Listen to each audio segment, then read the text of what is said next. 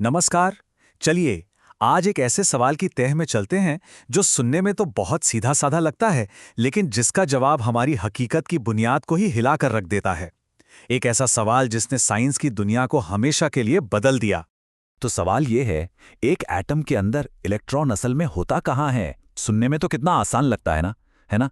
लेकिन इसका जवाब क्वांटम फिजिक्स के सबसे गहरे और सबसे अजीब रहस्यों में से एक का दरवाजा खोलता है।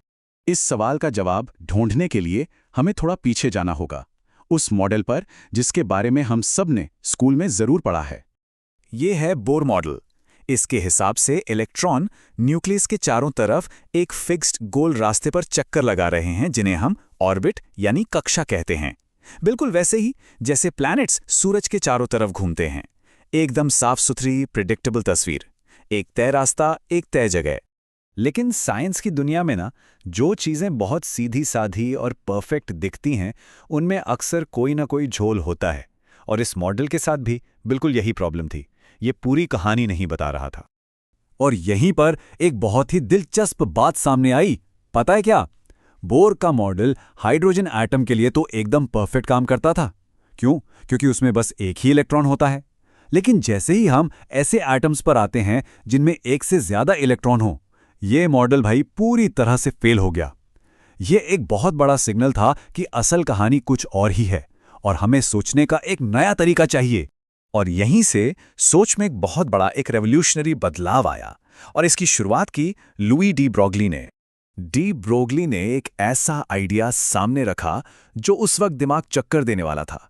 उन्होंने कहा कि इलेक्ट्रॉन सिर्फ एक पार्टिकल मतलब एक कण ही नहीं है, बल्कि वो एक वेव, एक तरंग की तरह भी बर्ताव करता है। जरा सोचिए इसके बारे में।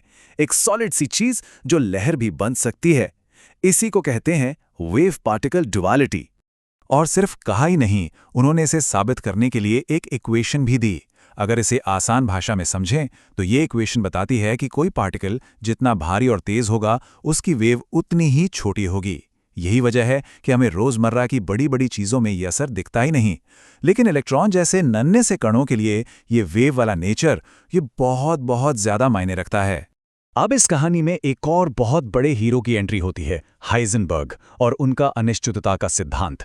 ये प्रिंसिपल सीधी सी बात कहता है कि हम किसी भी इलेक्ट्रॉन की एग्जैक्ट पोजीशन और उसका एग्जैक्ट मोमेंटम, मतलब वो कहाँ है और किस रफ्तार से किधर जा रहा है, ये दोनों चीजें एक ही वक्त पर बिल्कुल सटीक तरीके से जान ही नहीं सकते। ये नामुमकिन है। और इसका जो नतीजा निकला ना, वो सच में हमारी पूरी समझ को हिला देने वाला था। सोचिए, अगर हम एक ही टाइम पर ये जान ही नहीं सकते कि इलेक्ट्रॉन ठीक ठीक है कहाँ और वो किधर जा रहा है, तो इसका सीधा सा मतलब ये हुआ कि उसका कोई फिक्स्ड रास्ता हो ही नहीं सकता। बोर मॉडल की वो जो ग्रहों वाली एकदम क्लियर तस्वीर थी ना, वो यहीं पर हमेशा हमेशा के लिए टूट गई। तो सवाल ये उठता है कि अगर इलेक्ट्रॉन का कोई तय रास्ता है ही नहीं, तो फिर वो है कहाँ? इस पहेली का जवाब दिया श्रोडिंगर ने, और उनका जवाब पक्की चीजों पर नहीं बल्कि संभावनाओं पर टिका था।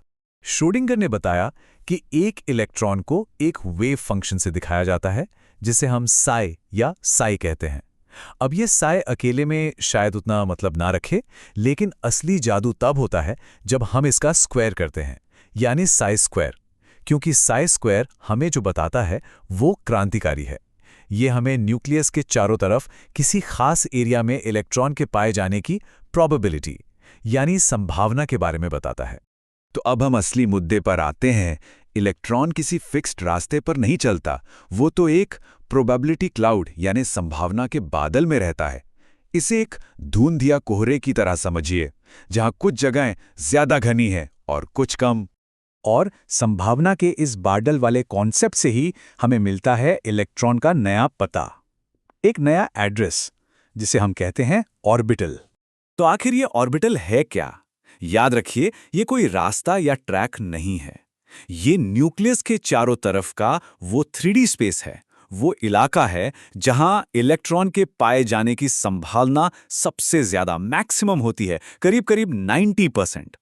मतलब ये इलेक्ट्रॉन का घर है, उसकी सड़क नहीं।